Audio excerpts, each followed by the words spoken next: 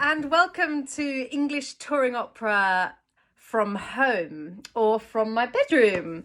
I'm the leader of the orchestra and my name is Naomi Burrell and I'm here having tea with Jean Patterson. Hello. Who are you? Yes, I'm Jean Patterson in my home, ETO at home. I'm principal second of the Old Street Band, which is the period instrument side of ETO.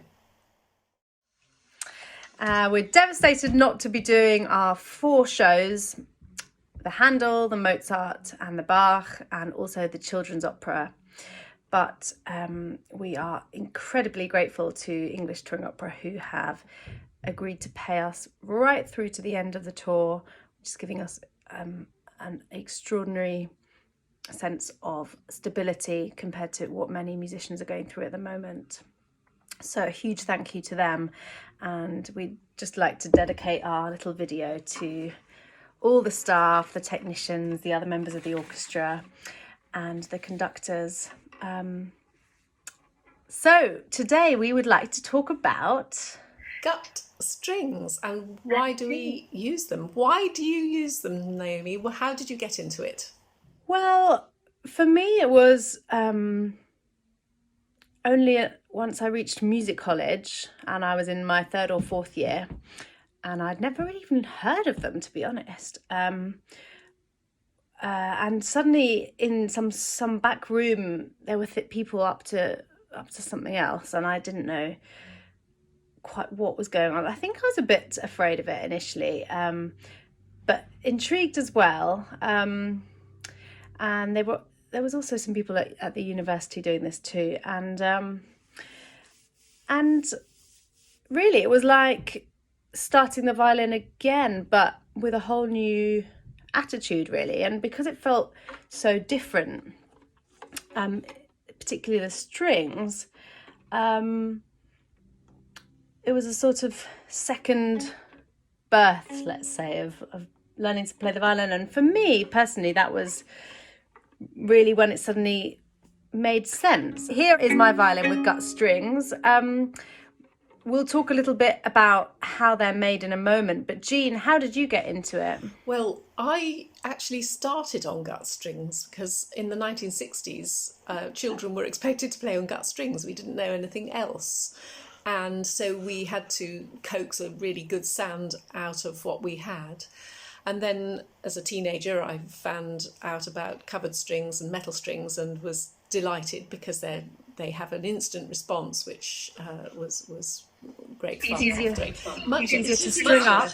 Yes, because when you have a gut string, it's a live object. It's got its own character, and the joy of it is once you've fallen in love with this sound, is that it has a real substance and a quality and a roundness, and what you feel under the fingers is very substantial and real, and you sense the vibration and the buzz of the sound that you're making. How do you feel about it, Naomi? Yeah, well, I feel for the curious at heart, it's a really beautiful world to be part of. There are a huge number of variables, from which animal they're made out of, what thickness the strings are, what type of hair meets the string, and we will just quickly demonstrate with a tubey grip the idea of the small intestine being twisted, sometimes cut into strips first, but in any case twisted and stretched a lot, and then either oiled or varnished. We should say that this is not your intestine which has been twisted, Naomi, is it? Nor is it the intestine of a cat, as mythology would have it, but which is the short version of cattle gut, we think. But it's likely to be made of either a cow or a sheep. Those are Yeah. the most used.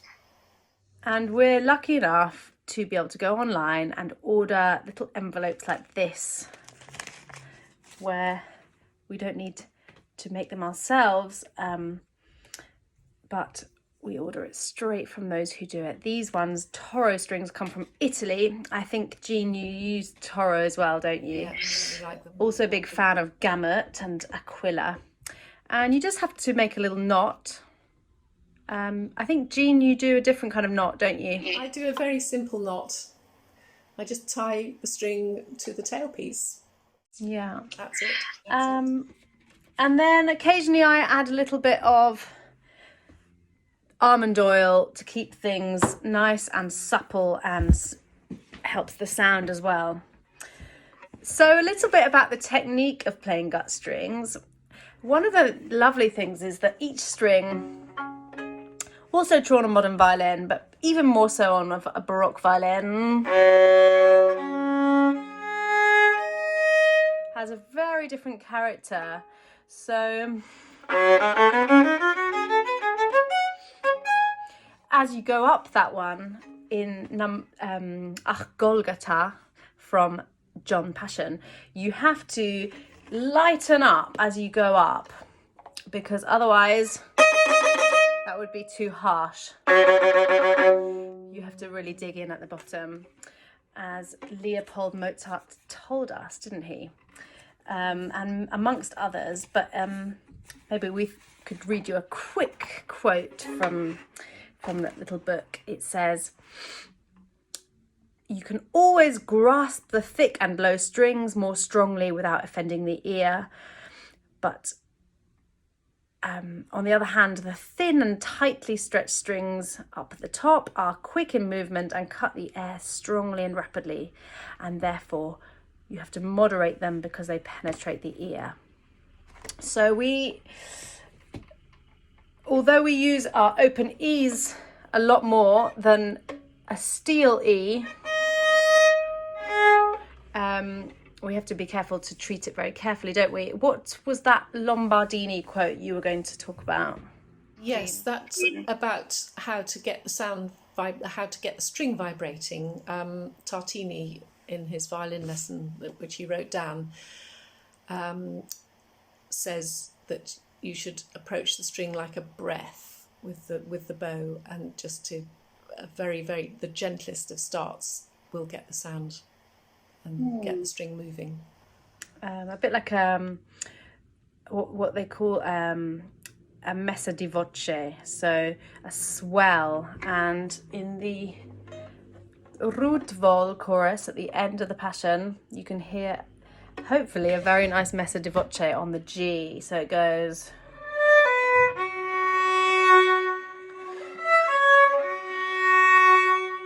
So that ability to go into the string is one of our great joys of using this material. We hope you've enjoyed listening. Thank you to Jean for joining me, and have a lovely cup of tea at home. We just like to direct you to the English Touring Opera.org.uk website, where you can find out more about what's going on during the pandemic. And a huge thank you to English Touring Opera once again. More on bows, ornaments to come, but for now that's all a little snippet of life in the world of a gut string with the principles. Okay, bye for now. Bye.